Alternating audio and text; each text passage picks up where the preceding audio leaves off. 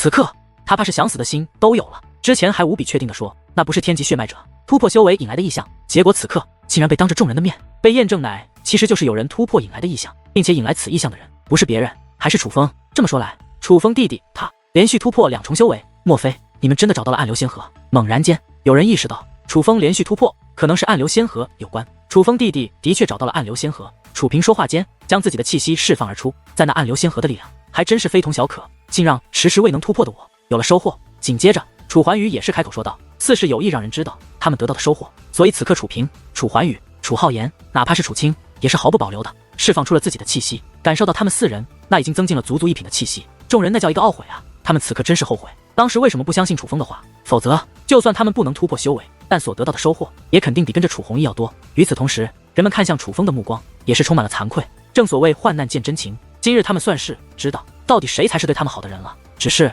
面对众人那惭愧与感激的目光，楚风却并未多言，而是让楚平等人带着族人回到领地，并且最好先找个地方躲起来。至于楚风，他则是独自一人前往了东郭天族，因为领地位置的原因，想要到达东郭天族，就必须穿过其他势力的领地。在楚氏天族与东郭天族交好的时候，楚氏天族是可以自由从这些势力的领地内穿梭的，没有人敢管。可是现在不同了，当东郭天族与楚氏天族关系破裂之后，便不再允许楚氏天族的族人踏入他们的领地。对于旁人来说，这可谓是一个相当危险的道路。整个楚氏天族敢这样做的，怕也就只有楚风一个了。而楚风因为不想引起不必要的麻烦，所以乃是隐藏着气息与身影而行，所以一路走来倒也是相安无事，甚至那些势力连楚风从他们的领地上空经过都不知道。而经过一番赶路之后，楚风终于进入了东郭天族的领地。其实一路走来，经过其他领地的时候，楚风倒没有什么感慨之处，但是当楚风进入东郭天族的领地之后，才算真正的知道为何祖武修行界被誉为修炼圣地了。东郭天族的领地内蕴藏着很多修炼资源，楚风用天眼便可以看出来。虽然那些修炼资源对于如今的楚风来说帮助不大，可若是能让楚双双他们来修炼，那还是有着一定作用的。而就是这样的修炼资源，在东郭天族的领地内随处可见。最重要的是，东郭天族的领地很大，怕是楚氏天族领地的1000倍还要多。如此辽阔的领地，并没有一个人把守。但楚风一路走来，除了腰间挂着东郭天族腰牌的人，便真的没有看到其他势力的人。想必这就是威慑力。东郭天族已经强大到无需派人看守，便让周围的势力不敢轻易踏入的地步。终于，楚风来到了东郭天族族人所居住的地方。其实，除了领地辽阔之外，东郭天族族人所居住的宫殿倒也不是多么的气派，甚至与楚氏天族相差不多。但是他们所居住的宫殿，不仅城墙外有人看守，还有大阵守护。这大阵的级别很强，乃是尊袍极界灵师所打造的。那大阵的力量很强，哪怕楚风的感应力也无法穿透，自然而然的也就无法感应到东郭天族这浩瀚城墙内到底有着怎样级别的高手，又是何等境界的高手，能够让东郭天族在这祖武修行界的东域取得如此地位。楚风早在距离这城池有些距离的时候便已经现身，而楚风也能感觉到，当他靠近之后，便立刻有数道目光凝聚在了他的身上。何人前来拜访？猛然间，一道声音响起，这声音铿锵有力，既没有过分的霸道，倒也不是威严。由此可以看出，这东郭天族虽然乃是这祖武修行界东域的3大霸主之一，但是他们并没有像青羽妖族那般霸道，至少对待来者，他们还是很客气的。此刻，楚风自半空飞落而下，抱拳说道：“在下楚氏天族族人楚风，前来拜访。”楚氏天族听得这4个字，城池之内立刻传来不悦之音。紧接着，城门开启，便立刻有5道身影从城门内走了出来。来者4男1女，年龄都在楚风之上，大概200岁出头，但还远不到300。可是他们的修为却是有些厉害，最弱的是那名女子，可也有着3品天仙的修为。要知道，这可是楚弘毅的修为，而楚弘毅可是楚风来到此处之前楚氏天族的最强者。至于这5人之中，实力最强的一位，更是达到了7品天仙，竟然比突破之前的楚风还要高出1品。回想来实路上自己所遇到的那些东郭天族的族人，最弱的也都是天仙境。由此可以看出，这东郭天族的实力果然远非楚氏天族可比。楚氏天族的还有脸来我东郭天族？那名女子一脸不悦地看着楚风，眼神之中竟然充满了厌恶。实际上不只是他，这几名东郭天族的族人看向楚风的目光都充满了不善。我是最近才进入祖武修行界，得知我族兄长与东郭天族有些过节，所以代表我族前来赔礼道歉。楚风抱拳说道，态度很是客气。楚风如此客气，有2点原因：其一，楚风此次前来乃是有求于东郭天族，自然就当放低姿态；其二，听楚平所言，这东郭天族当年带楚氏天族可谓是相当不错的，对不起东郭天族的人本就是楚氏天族。楚风此次前来，既是有求于对方，又是代表楚氏天族赔礼道歉，自然就当放低姿态。这不是卑微，而是礼节。代表楚氏天族，就你有多远滚多远，就算要赔礼道歉，也是让那个没用的楚弘毅过来。那名女子很是不屑地说道：“我楚氏天族与东郭天族世代交好，楚弘毅以及诸位兄长所作所为的确不妥，可不能因为他们的举动便断了我们2族之间的交情。若几位心中还有怨念，楚风在这里替他们向你们赔个不是。”楚风说话间鞠了一躬：“回去吧，必须楚弘毅来，并且就算他来了，也要跪在我们面前，自掌耳光，掌到我们满意为止。”否则在这祖武修行界内，我东郭天族绝不与你楚氏天族修好。其中一人似是不想难为楚风，很是随意的对楚风挥了挥手。今日我楚风带着满满诚意而来，若是不能得到东郭天族的原谅，我是不会走的。楚风说道。那好，你跪地求饶，自掌耳光，掌到我满意为止。那名女子指着楚风说道。听得此话，楚风淡淡一笑，说道：你怕是做不了这个主吧？这样你叫能做主的出来吧。你还真是蹬鼻子上脸，就凭你有什么资格与我冰雨姐说话？给我滚！女子终于被楚风激怒，说话间大袖一挥，顿时天昏地暗，狂风大作，凶猛的风力掀起漫天的风沙，直奔楚风而来。只是那强大的风力自楚风身前掠过之后，周遭的一切都变了些面目，可唯有楚风一尘不染，眼见着自己出手，竟未能对楚风造成一丝伤害。那女子顿时神色一滞，一双美眸之中涌现出了一抹深深的惊讶。敢惹我小妹生气，你真该受罚！就在这时，又有人对楚风出手。这一次出手的人乃是一位五品天仙，他这一出手虽然没有如那女子一般造成多么大的阵势，可是他的威压却是非同小可。只是奈何他的威压明明已经将笼罩束缚，但楚风却像是个没事人一样站在原地，丝毫不受他的威压所影响。这一刻，东郭天族的族人脸上的吃惊之色越来越浓，甚至有些不知所措，纷纷将目光投向了他们之间那位实力最强的七品天仙身上。难怪有底气来我东郭天族，看来楚氏天族是来了一块硬骨头。既然如此，就让我来领教一下你的实力。若是能过了我这一关，那么我就带你进入我东郭天族的城池之中。那名七品天仙的男子说话之间，开始向楚风走去。而当他踏出第一步的时候，他不仅衣衫舞动，长发飘摆，一股强大的气息更是横扫天际。这一刻，那城墙之上已经聚集了不少人，他们都被这一幕所吸引了。猛然间，男子抬起手来，对着楚风一掌轰出，顿时磅礴的锋利化作有形的巨手，向楚风压迫而去。这一刻，到底都在颤动，虚空都在颤抖。只是就是如此强大的力量，在穿透楚风之后，楚风却依旧毫发无损。这家伙此刻莫说是城门外的5人，就连那城池之内城墙之上观望的众人也是一脸的难以置信。他们印象中楚弘毅已是楚氏天族的最强者，因此在他们看来，楚氏天族在这祖武修行界内修炼的所谓天才不过是一群废物罢了。但是楚风却让他们大跌眼镜，让他们不得不改变对楚氏天族族人的看法。这位兄弟小小年纪竟然如此厉害，真是深藏不露啊，佩服佩服。你说你叫楚风，可为何在此之前我从未听说过你的名字？那名七品天仙的男子问道。他并没有因为对楚风出手的失败而有丝毫的动怒，相反，在验证了楚风的实力后，他对楚风的态度竟比先前还要客气了几分。我是最近才回到楚氏天族族中的，楚风说道。最近才回到族中。听得此话，人们则是更加费解。你先前说你叫楚风，忽然其中一名男子问道。正是，楚风说道。这个名字倒是有些耳熟。此刻就连那名态度蛮横的女子说话的语气都变得客气了不少。随后他竟开玩笑地对楚风说道。你该不会是楚轩辕前辈的儿子吧？在下的确是楚轩辕之子。楚风说道。楚风此话一出，宛如惊雷炸响，这简直比楚风先前所表现出的实力还要让人们感到震惊。你说你是楚轩辕的儿子，真的吗？你真的是楚轩辕的儿子？那名女子连续追问道。家父的确便是楚轩辕。楚风笑着说道。这一刻，东郭天族的许多人都是面面相窥，在他们的脸上皆是布满了浓郁的惊讶之色。楚轩辕之子，这可非同小可。此刻他们似乎终于知道，为何楚风与楚氏天族的其他族人是如此的不同了。楚风公子，在下东郭行义，先前多有得罪，还望不要介意。那名七品天仙的女子述道。我叫东郭月，先前是和你开玩笑的，你可不要当真哟。那名女子也是笑着说道。紧接着，城门前的5人都是纷纷与楚风介绍自己，那态度的诧异当真是天壤之别。楚风，看来你父亲的名号很是管用啊，说不定以后会成为你的护身符哦。眼见着得知楚风是楚轩辕的儿子后，这些人对楚风的态度竟然比楚风展露实力还要客气。女王大人忍不住调侃起来。他们之所以如此，也正说明了我父亲当年的实力，希望有朝一日我也能达到父亲那样的高度。楚风感慨道。紧接着，楚风便被请入了东郭天族的城池之中。在这里，楚风终于见到了东郭天族在这祖武修行界内的最强天才。但令楚风有些意外的是，修武者的世界，大多数男人的天赋都是强于女人的，所以往往最强者都是男子。可是这东郭天族的最强天才却是一名女子。这名那女子年龄应该快要接近300岁了，但是她的面容却是20出头的年轻女子。不过她长得并不出众，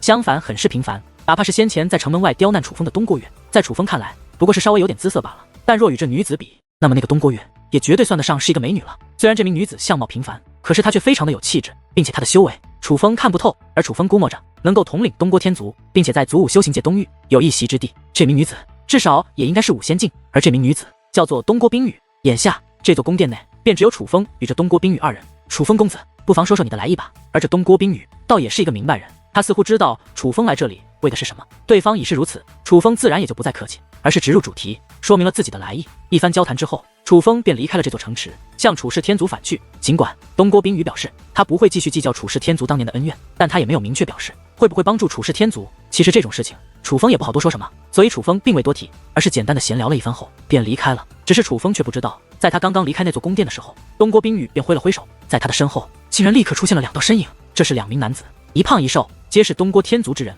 而他们2人可以说是东郭天族除了东郭冰羽外最强的几人之一。虽然他们一胖一瘦，长得一点也不像，可却是真正的兄弟，人称东郭双雄。跟着楚风，当东郭双雄现身之后，东郭冰羽说道：“冰羽姐，你是让我们保护他？”东郭双雄的胖子问道：“先跟着看他的表现，若是表现好，便护他；若表现不好，便弃之不管。当然，好坏的标准我不定，由你们自己决定。”东郭冰羽说道。收到。2人纷纷抱拳，随后便身形一纵，向楚风离去的方向追赶而去。楚风并不知道东郭冰羽派了2员大将暗中保护于他，所以在楚风的认知中，这次前往东郭天族只是成功的和解，但却并没有得到东郭天族的帮助。这也不能怪东郭天族，因为关于自己得罪了粉野妖族和青羽妖族的事，楚风只字未提。楚风就是这样，帮助他人时毫无保留，可是自己却总是不愿意向他人求助，并且自下界一路走来，楚风也明白他能够有今天，离不开那些帮过他的贵人。若不是那些贵人危难时候出手相助，他可能根本活不到今天。可是楚风却也明白，想要成长，绝对不能一味的靠着他人，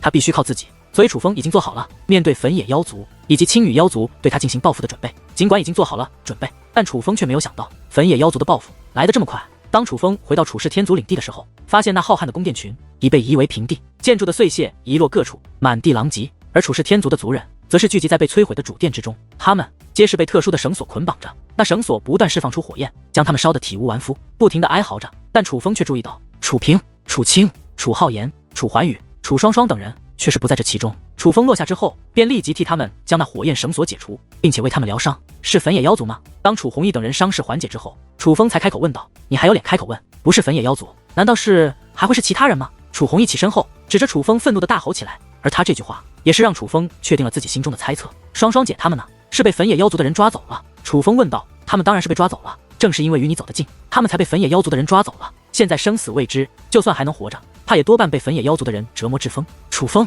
你可真是丧门星啊！本来我楚氏天族在这祖武修行界内好好的，可是你一来，你看看，你仔细看看，看看我楚氏天族这领地变成了什么模样，而这全都是拜你所赐。楚弘毅指着楚风，斥责不断，而众人则是低头不语。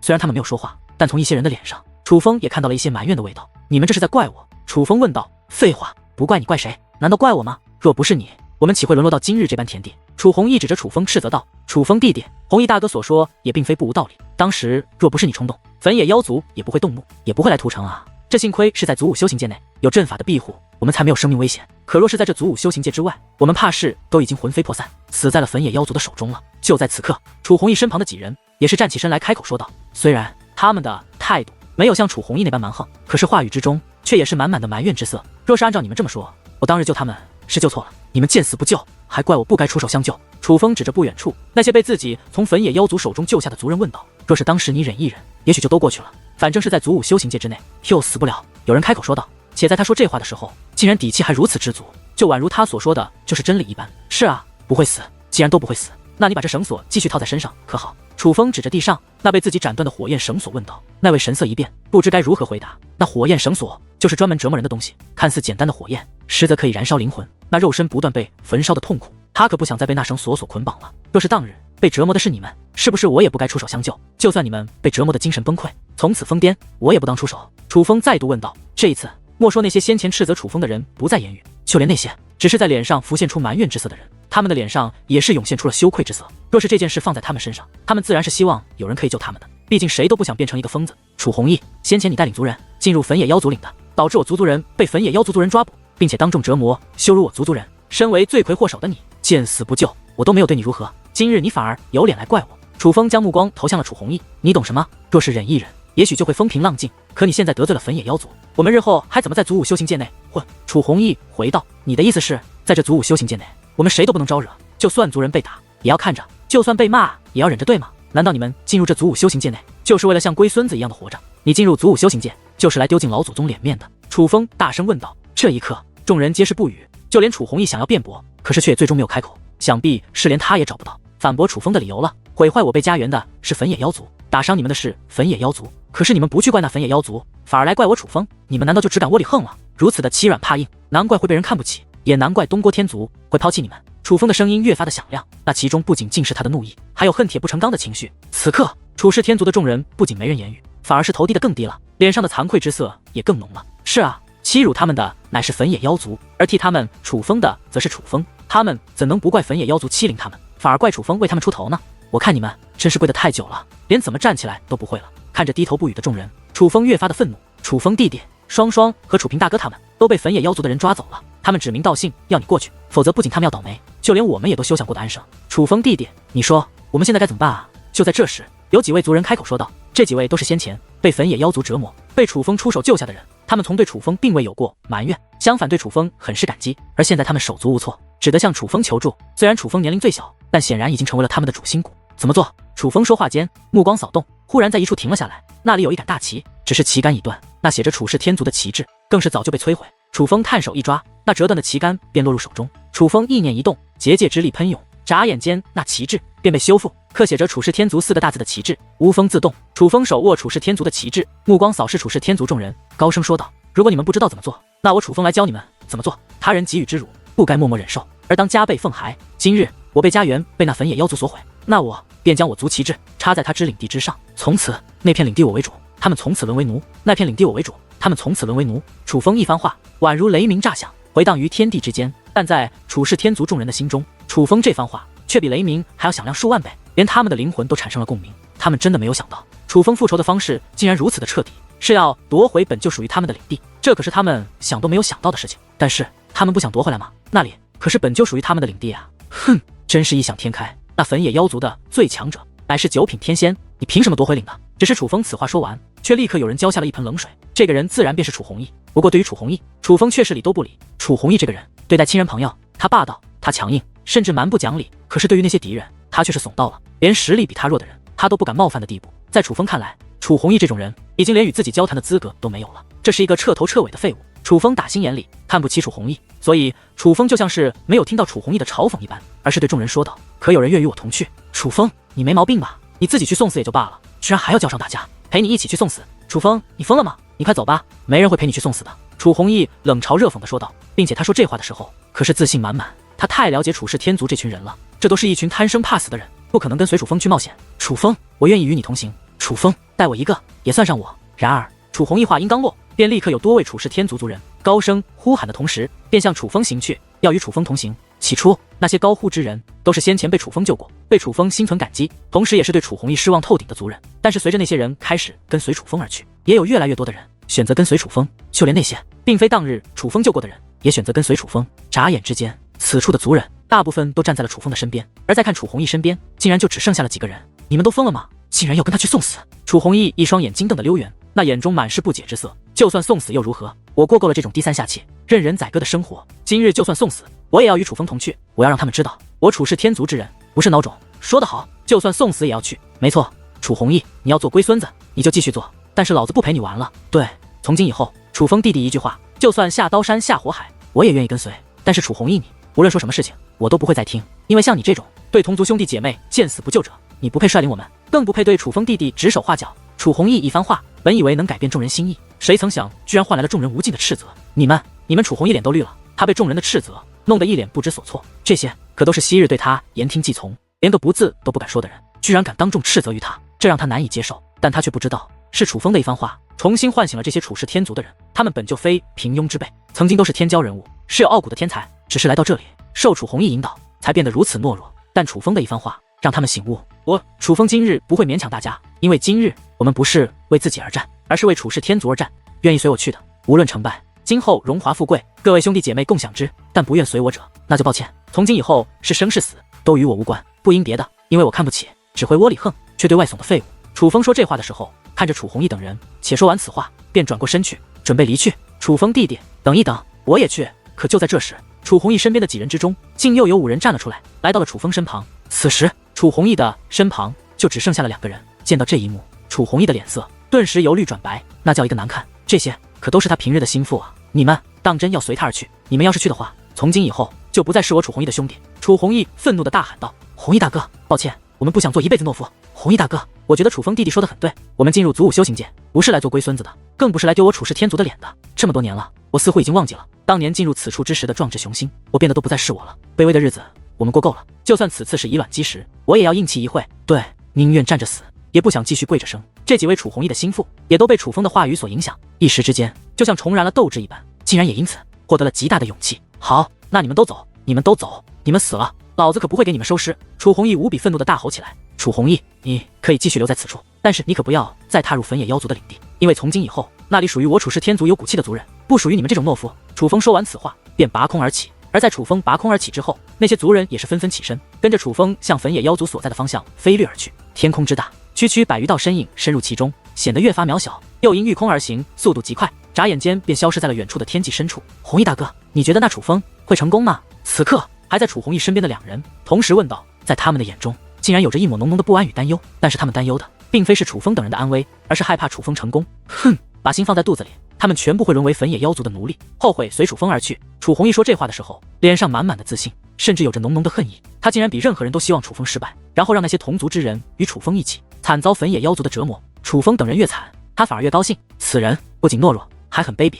完全没有同族的荣辱感，有的只是绝对的自私。焚野妖族的领地内宛如仙境，处处皆是美景，但若说最引人瞩目的，还是他们所在的主城。这座浩瀚的主城绝对不是金碧辉煌那种，但却仙气盎然，直通天际，穿透云端的高塔，排列成阵，可用以修炼的宫殿群，以及不知有何用处却运转开来的阵法。这座主城简直就是一个奇观。然这等壮阔的主城却并非焚野妖族所建，这里乃是楚氏天族的族人所建。只不过现如今，这座主城插满了旗帜，却写着焚野妖族4个大字。焚野妖族的族人现在全部聚集在这主城之内，就连焚野妖族的最强者焚野刚豪也在。焚野刚豪坐在这片广场之中的首位之上，他的外表与焚野妖族的其他族人差异不大，只是他的气息却非常的强大，那是一种舍我其谁的气场，非同小可。他坐在此处，便让其他人都显得渺小。而事实上，此处除了焚野刚豪之外，在焚野刚豪的周围却也坐着不少强者，他们的实力虽然不如焚野刚豪，但却也都是不容小觑。这些人并不是焚野妖族的族人，都是被焚野妖族邀请而来的客人，而焚野妖族邀请这些人的目的，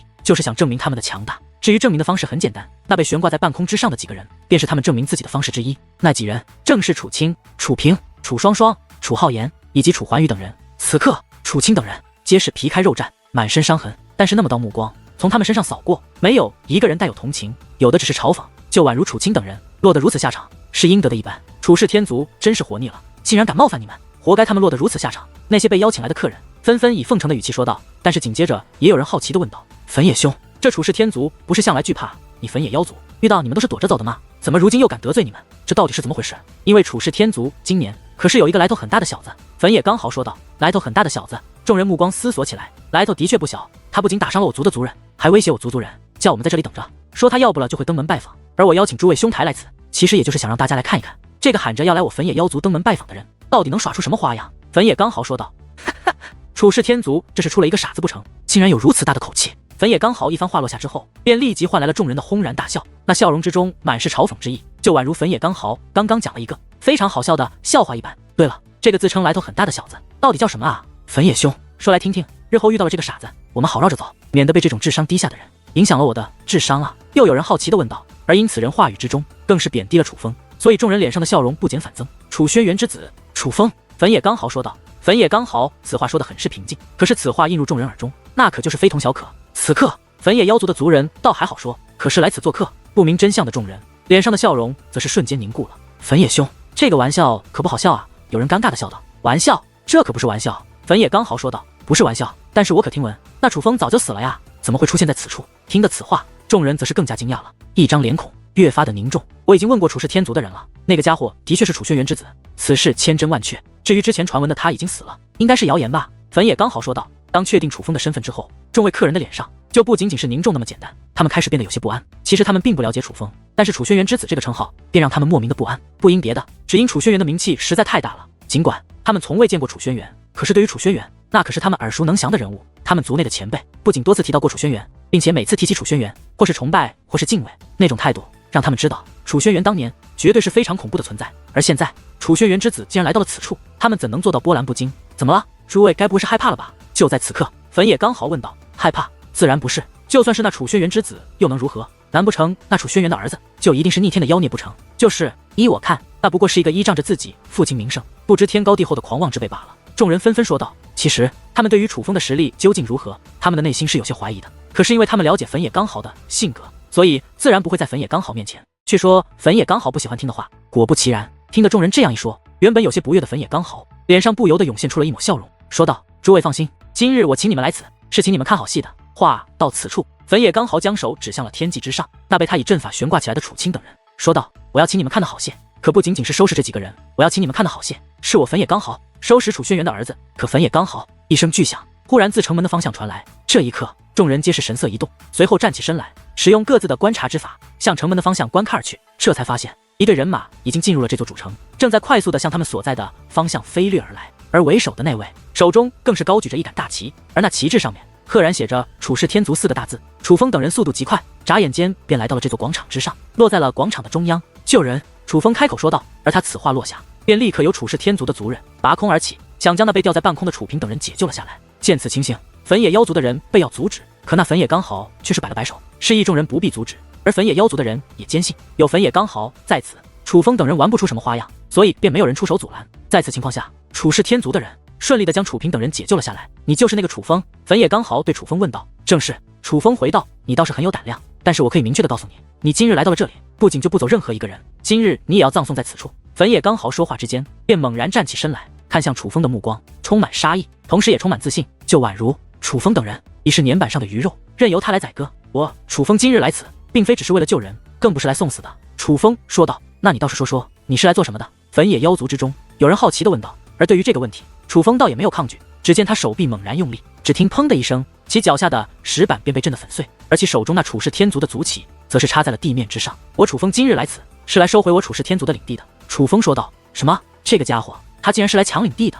他凭什么？他凭什么啊？妈的，带来了一群饭桶，竟然想抢走我粉野妖族的领地！这个家伙，他该不是疯了吧？楚风此话一出，顿时激起千层浪，粉野妖族的众人纷纷露出了不爽的目光。粉野妖族这些年来欺负楚氏天族已经欺负习惯了，在他们眼中，楚氏天族的族人就是一群胆小懦弱且无能的废物。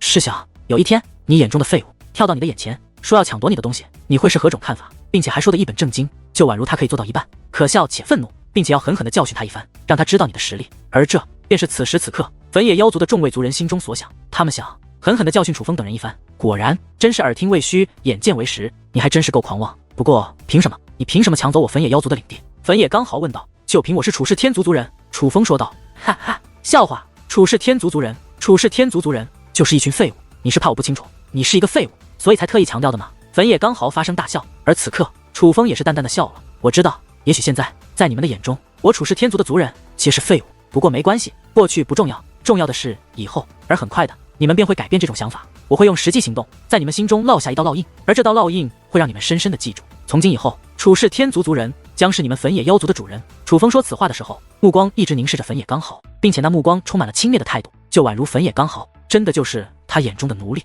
即将为其所用，听其调遣。这让粉野刚豪极为的不爽，不知死活的东西，今日不给你一点颜色，你是不知道我粉野妖族的恐怖。而我现在就让你知道，在这片土地之上，到底谁为主，谁为奴。这一刻，粉野刚豪长发飘动，与此同时，他那9品天仙的强大威压更是毫无保留的释放而出。其威压一出，顿时天昏地暗。莫说楚氏天族的族人一脸紧张，就连其周遭的众位客人也是变得紧张起来。那威压虽然无形，肉眼所不能见，可在人们的感知下，那威压却是极为的恐怖，宛如滔天的巨浪，吞天的猛兽，向楚风等人压迫而去。若是被其吞噬，那便必然是要粉身碎骨的。可就在这时，楚风的额头之上顿时雷芒闪烁，一道神字雷纹出现在额头之上。与此同时，粉野刚豪的威压也是轰然而至，只是他的威压刚刚靠近楚风，便立刻烟消云散。这一刻，莫说那些粉野妖族请来的客人和粉野妖族的众人，就连楚氏天族的众人也是一脸吃惊，他们都没有想到楚风竟然强大到了这种地步。毕竟此时此刻，楚风的气息不再保留，而当他释放出神级雷纹之后，他的气息已是达到了9品天仙的地步。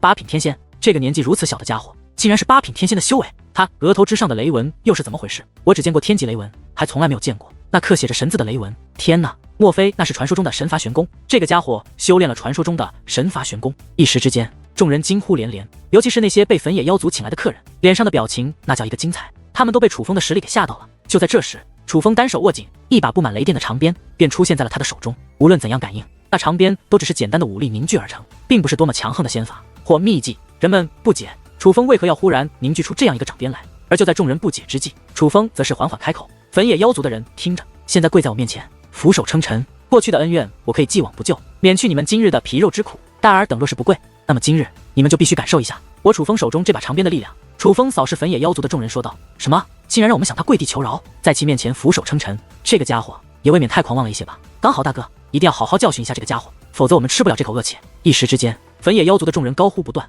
他们知道他们不是楚风的对手，但却很是看不惯楚风，所以便只能将一切的希望寄托在粉野刚好的身上了。虽然眼下楚风凭借神罚玄功的力量，修为已然提升到了9品天仙，与粉野刚豪相差无几，但是他们对于粉野刚豪依旧充满了信心。众位兄弟放心，我今日一定给你们一个满意的答复。粉野刚豪说话之间，手腕一转，一把长达30余米的大刀便出现在了他的手中。这是一把半成仙兵，半成仙兵已经握在手中，粉野刚豪的气息顿时增强了不少。9品天仙的修为，他几乎可以把半成仙兵的力量发挥到极致。但是与此同时，粉野刚豪的身体竟然产生变化，那宛如掩饰一般的肌肤之上，竟然出现了一道道红色的纹路。那纹路是自他体内释放而出，连铠甲都可穿透。而当那红色的纹路布满全身之后，粉野刚豪的气息竟然再度提升，那是粉野妖族独有的血脉之力。虽然这血脉之力不能让他们的修为提升1品，可是却也可以大大增强他的战力。而粉野妖族的血脉之力更是以刚猛著称，正因如此，当他那血脉之力释放而出后，其周遭的空气都在剧烈的颤动，就宛如恐惧了一般。只凭借着刚猛的血脉之力，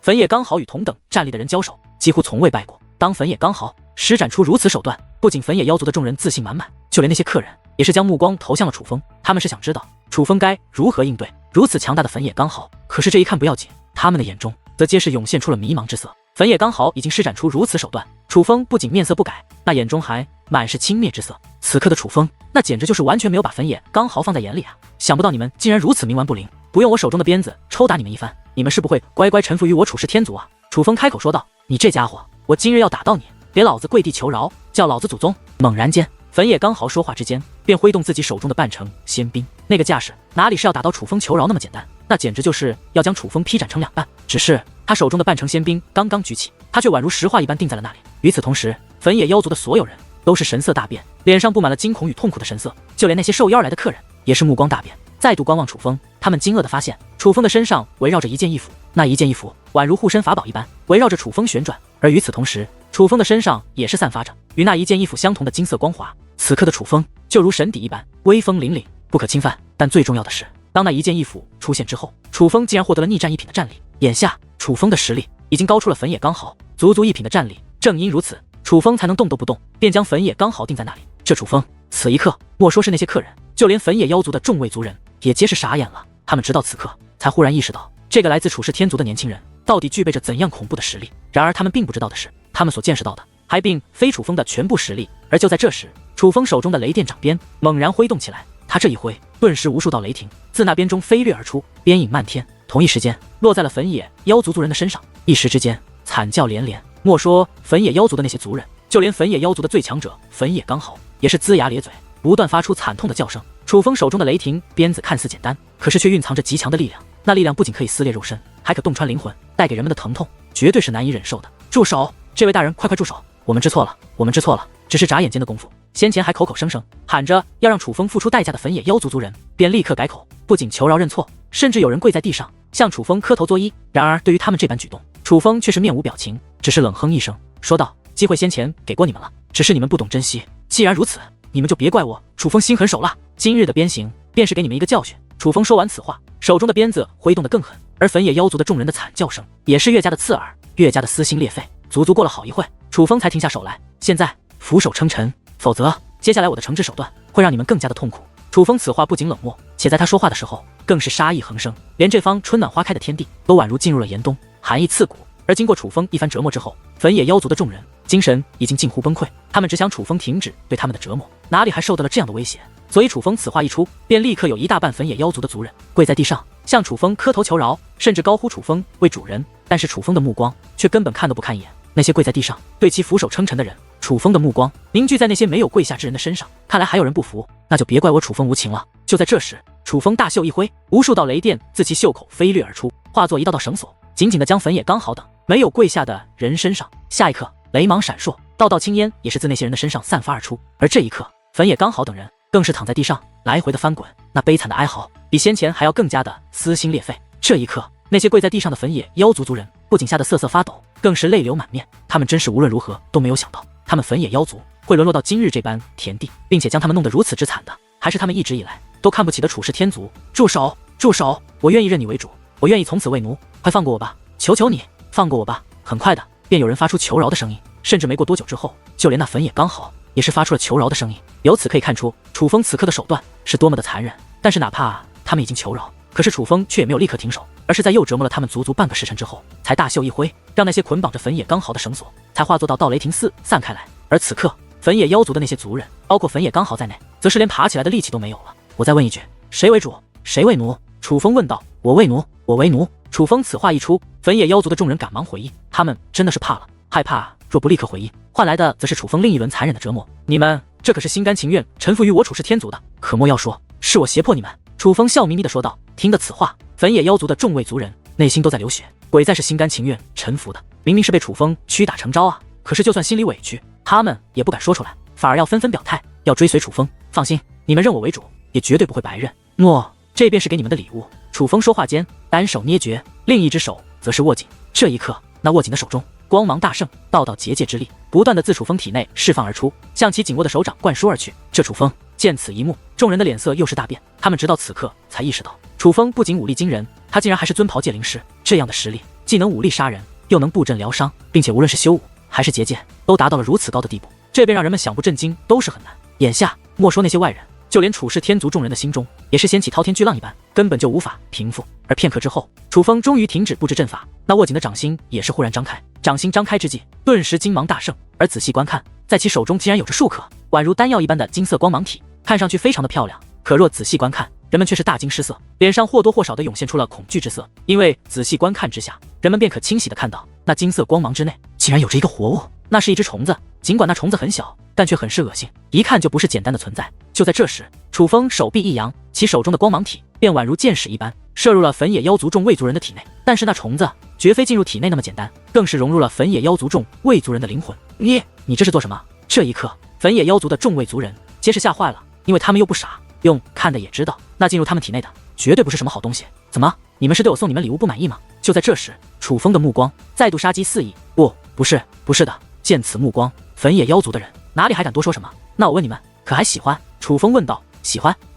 粉野妖族的人连连点头，可是他们的表情却是像哭一样。喜欢就好。楚风淡淡一笑，随后只见其一拳轰下天空，下一刻，只听砰砰砰的闷响之音不断传来，这片主城之内，所有粉野妖族的族旗全部粉碎开来。紧接着，楚风大袖一挥，在那些原本插着粉野妖族族旗的地方，都是重新出现了一杆大旗，而那些旗帜则是楚氏天族的族旗。此刻，楚风的目光变得无比的凝重，他将目光扫视众人之后，以比雷鸣还要响亮数倍的声音说道：从今日起，此地便是我楚氏天族的领地，而非我楚氏天族的族人。若非我族请来，那么便立刻滚出去。楚风此话一出，众人则是一愣，怎么，我的话说得不清楚吗？楚风说此话的时候，特意看向了那些受粉野妖族邀请而来的众人，并且在楚风话音落下之际，一道冷漠的目光更是在他的眼中闪烁开来。这一刻，那些人哪敢犹豫，连一个屁都不敢再放，纷纷拔空而起，快速的向远处飞掠而去。而见此情形，粉野妖族的众人也是纷纷拔空而起，想要就此离去。可是他们刚刚御空而起，便又如同失去御空之力一般，纷纷掉落在了地上。